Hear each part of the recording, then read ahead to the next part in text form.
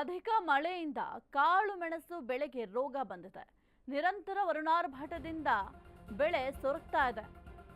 ಅಧಿಕ ಮಳೆಯಾಗ್ತಾ ಇದೆ. ಈ ಮಳೆಯಿಂದ ಕಾಳು ಮೆಣಸು ಬೆಳೆಗೂ ಕೂಡ ರೋಗ ಅಂಟಿಕೊಂಡಿದೆ. ನಿರಂತರ ವರುಣಾರ್ಭಟದಿಂದ ಬೆಳೆ ಸೊರಗ್ತಾ ಇದೆ.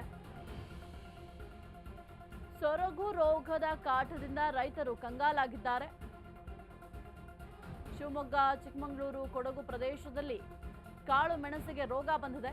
ಅಡಿಕೆ ಕೊಳೆ ರೋಗದಂತೆ ಬೆಳೆಗಳು ಕೂಡ ಕೊಳಿತಾ ಇದೆ. ಸೂಕ್ತ ಪರಿಹಾರ ಕೊಡುವಂತೆ ಸರ್ಕಾರಕ್ಕೆ ಒತ್ತಾಯವನ್ನ ಮಾಡ್ತಾ ಇದ್ದಾರೆ.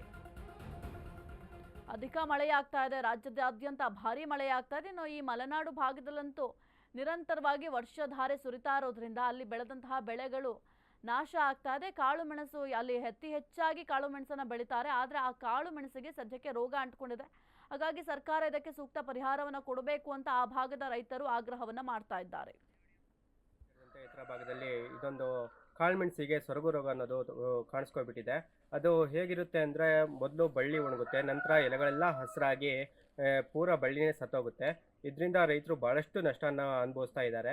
ಕಳೆದ 2 ವರ್ಷದಿಂದ ಮಲೆನಾಡು ಭಾಗದಲ್ಲಿ ಮಳೆ ಹೆಚ್ಚಾಗಿ ಹೇಗೆ ಅಡಿಕೆ ಕೊನೆಗಳಿಗೆ ಕೊಳೆ ರೋಗ ಬಂದಿದೆ, ಅದೇ ರೀತಿ ಇದಕ್ಕೂ ಸಹ ಒಂದು ರೀತಿ ಕೊಳೆ ರೋಗನೇ ಅಂತಲೂ ನಾವು ಹೇಳ್ಬೋದು. ಯಾಕಂದರೆ ಅಡಿಕೆ ಯಾವ ರೀತಿ ಉದುರುತ್ತೋ, ಕೊಳೆ ರೋಗ ಬಂದು ಹಣ್ಣಾಗಿ ಉದುರುತ್ತೋ, ಇದು ಬಳ್ಳಿಗೆನೇ ಅಂಟಿ ಪೂರ ಬಳ್ಳಿಗಳ ಎಲೆಗಳು ಪೂರ ಒಣಗಿ ಪೂರ ಉದುರಿ ಪೂರ ಹೋಗ್ಬಿಡುತ್ತೆ.